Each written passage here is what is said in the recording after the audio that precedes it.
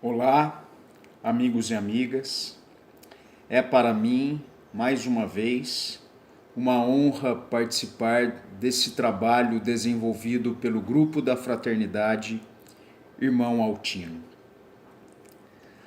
A doutrina espírita nos convida incessantemente à transformação moral, à nossa reforma íntima.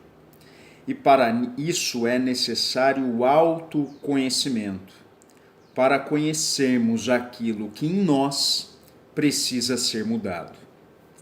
Porque é uma questão óbvia que não mudaremos em nós aquilo que precisa ser mudado. O nosso progresso, a nossa evolução depende dessa nossa transformação interior, para que identifiquemos em nós aquilo que precisa ser alterado, modificado, transformado, e depois de identificar, depois deste primeiro passo, lutar contra as nossas más tendências, lutar contra os nossos vícios, lutar contra os nossos mau hábitos. O que se vê geralmente é a falta de hábito desta meditação, desta reflexão, a falta de hábito de mergulharmos em nós mesmos, de conversarmos conosco mesmos, porque muitas vezes somos engolidos na nossa vida cotidiana com as nossas preocupações do dia a dia, com as nossas ocupações do dia a dia, de modo que não nos sobra tempo ou nos esquecemos desta conversa conosco mesmos. De modo que geralmente somos absolutamente desconhecidos de nós mesmos.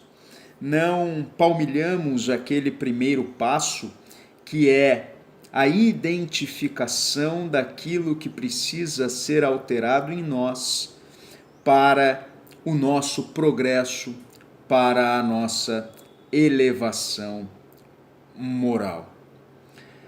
A falta de hábito, portanto, é um impeditivo inicial à nossa transformação interior.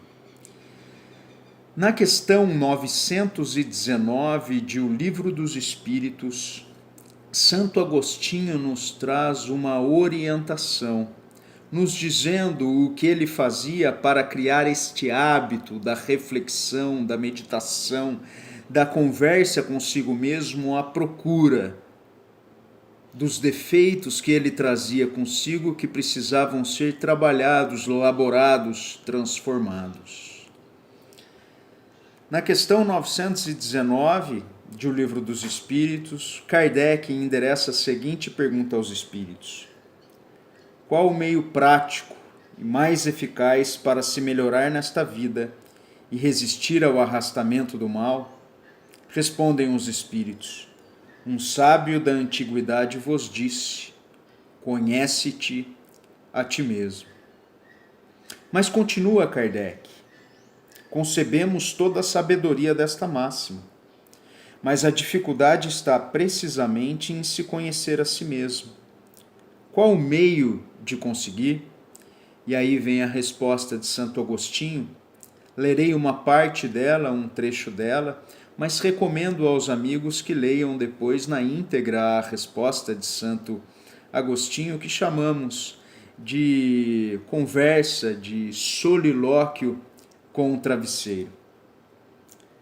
Diz Santo Agostinho: fazei o que eu fazia eu mesmo de minha vida sobre a terra. Ao fim da jornada, eu interrogava minha consciência, passava em revista o que havia feito e me perguntava se não tinha faltado a algum dever, se ninguém teve do que se lamentar de mim. Colocai-vos, pois, perguntas e interrogai o que fizeste, com qual objetivo agiste em tal circunstância, se fizeste alguma coisa que censurais da parte de outrem, se fizeste uma ação que não ousaríeis confessar. Perguntai-vos ainda isto: Se aprovesse a Deus me chamar neste momento, reentrando no mundo dos espíritos, onde nada é oculto, eu teria o que temer diante de alguém? Examinai o que podeis ter feito contra Deus, depois contra vosso próximo, e enfim contra vós mesmos. As respostas serão repouso para a vossa consciência ou a indicação de um mal que é preciso curar. O conhecimento de si mesmo, portanto, é a chave do progresso individual. Mas direis, como se julgar? Não se tem a ilusão do amor próprio que ameniza as faltas e as desculpa? O avarento se crê simplesmente econômico e previdente. O orgulhoso crê não haver senão a dignidade. Isto é muito verdadeiro, mas tendes um meio de controle que não pode vos enganar. Quando estiverdes indecisos sobre o valor de uma de vossas ações, perguntai-vos como a qualificaríeis se fosse feita por uma outra pessoa. Se a censurais em outrem, ela não poderia ser mais legítima em vós, porque Deus não tem duas medidas para a justiça. Que aquele que tem a vontade séria de se melhorar explore, pois, sua consciência, a fim de arrancar dela as más tendências, como arranca as más ervas do seu jardim. Colocai, pois, perguntas claras e precisas, e não temais de as multiplicar, se podem dar alguns minutos para conquistar uma felicidade eterna. Depois há um comentário, uma dedução de Kardec sobre a resposta de Santo Agostinho, em que ele coloca: a forma interrogativa tem alguma coisa de mais precisa do que uma máxima que frequentemente não aplicamos a nós mesmos. Ela exige respostas categóricas, por sim ou por não, que não deixam alternativa. São igualmente argumentos pessoais, e pela soma das respostas pode-se calcular a soma do bem e do mal que está em nós. Portanto, a proposta de Santo Agostinho é que todos os dias, no final do dia, ao deitarmos, ao colocarmos as nossas cabeças nos nossos travesseiros, interroguemos a nossa própria consciência e façamos um balanço do dia. Quais as ações tivemos, para o bem ou para o mal? Quais os pensamentos que tivemos, bons ou ruins, identificando aquilo que ainda é preciso extirpar de nossas existências. E Kardec propõe ainda essa forma interrogativa de mergulhar na própria consciência, porque às questões formuladas daremos as respostas sim ou não, e não depende, né? E pela soma das respostas afirmativas ou negativas, encontraremos o mal que é preciso ainda eliminar de nossas existências. Mesmo que haja essa falta de hábito que nos impede a transformação interior, mais dia ou menos dia, haveremos de nos encontrar com a nossa consciência profunda. Seremos levados ao encontro dela inexoravelmente pelas mãos da morte. E quando estivermos frente a frente com a nossa consciência, nenhum elemento externo fará a nossa avaliação. Ninguém me perguntará quantas palestras fiz, quantas palestras assisti, quantos livros espíritas li, ou tal ou qual ação que fiz. Aqueles que intercederam pela minha reencarnação ficarão em silêncio e observarão o meu campo mental, o perfume ou o mau cheiro, a luminosidade ou a opacidade do meu campo mental, a vibração de bem-estar ou a vibração de mal-estar. Porque o meu campo mental irá refletir se a minha vida está de acordo com aquilo que eu sei. Se a minha vida está harmônica, compatível com aquilo que eu sei. Eu não poderei fugir deste encontro com a minha própria consciência. Portanto, a proposta de Santo Agostinho de que façamos, desde já, esse encontro diário com a nossa consciência, criando esse hábito que proporcionará a nossa transformação interior, criando este hábito de identificar as nossas más tendências diariamente como um primeiro passo para o nosso progresso individual. Metaforicamente, eu comparo a reforma íntima com uma reforma de uma cozinha. E digo cozinha porque geralmente em uma casa há uma só cozinha que a família se utiliza. E para reformá-la é preciso primeiro identificar o que precisa ser reformado. São os azulejos, os móveis, a parte elétrica, hidráulica que precisa ser reformada. E após a identificação, passa-se a ação. E o primeiro passo, a primeira etapa da ação é quebrar. E quebrar faz barulho, faz poeira, quebrar incomoda, quebrar altera aqueles hábitos já cristalizados, não se tem a possibilidade de fazer aquela refeição frugal na cozinha, o acesso à geladeira já fica mais difícil. Isso vai incomodando as pessoas, muitas vezes, que residem conosco. A reforma, que era inicialmente prevista para durar um tempo, já estende por muito mais tempo do que o inicialmente previsto, porque vão se encontrando algumas dificuldades ali que precisam ser ultrapassadas.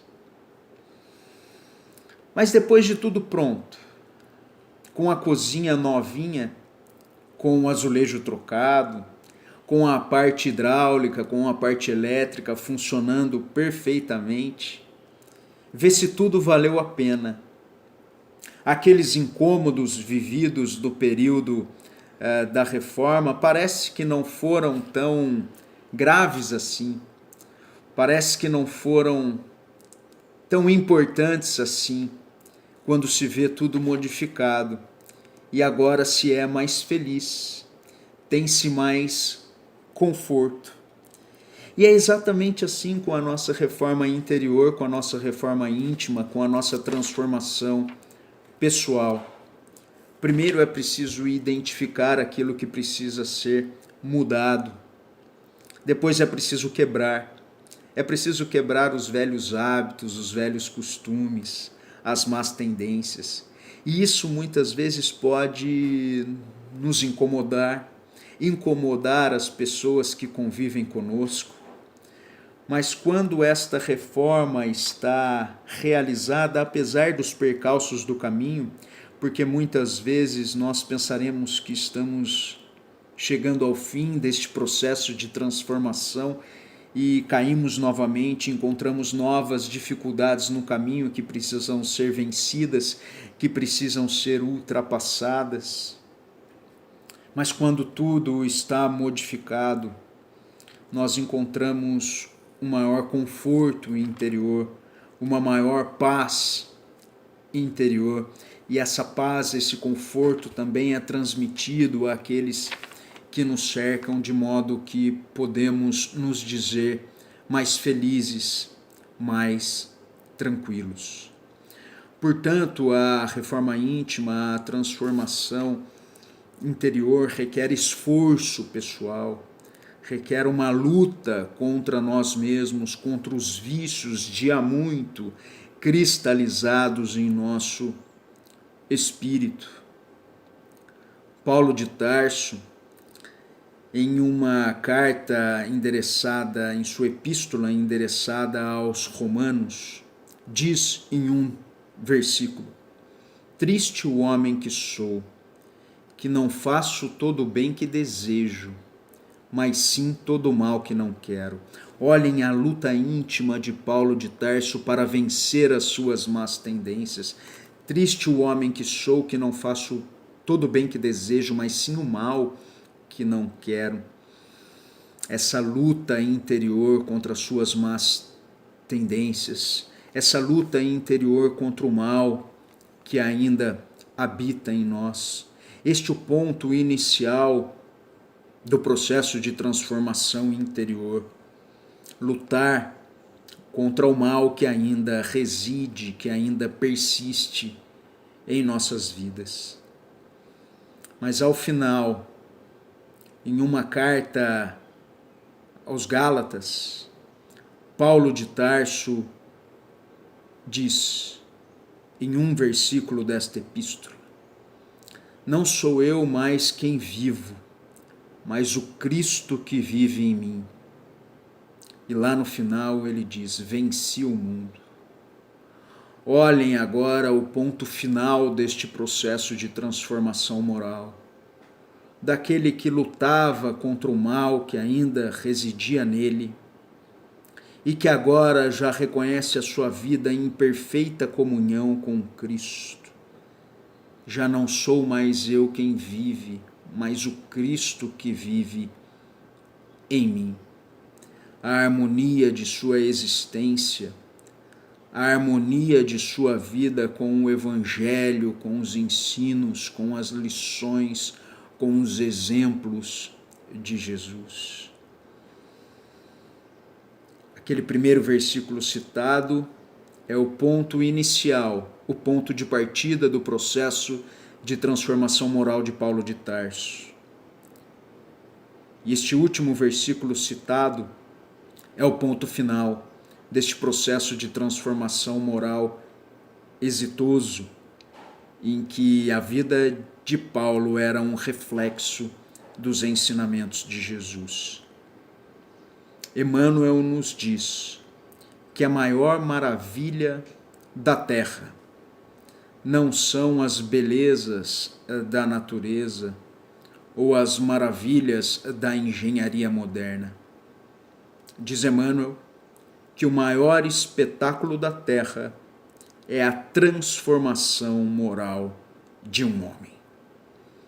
Que a paz do Cristo esteja com todos.